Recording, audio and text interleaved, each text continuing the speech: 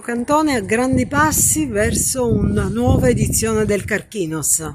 Sì, ci siamo quasi, mancano meno di 2 mesi alla sesta edizione, non sembra vero, pare ieri che abbiamo iniziato, già abbiamo premiato 45 eccellenze della provincia di Agrigento, a cui quest'anno se ne aggiungeranno altre 9.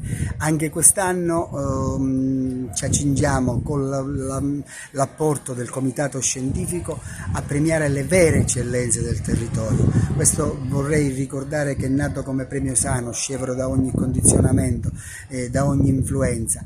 C'è un comitato scientifico che insieme al team organizzatore costruisce la manifestazione veramente nei cardini dell'onestà intellettuale.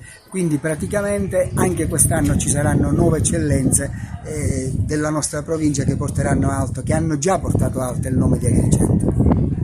È partita la macchina organizzativa per la sesta edizione del premio Carchinos, il team sta lavorando alacremente, anzi colgo l'occasione per fare i complimenti a tutte le persone che stanno lavorando dietro all'evento che si svolgerà anche quest'anno nella Valle dei Templi, il 16 luglio.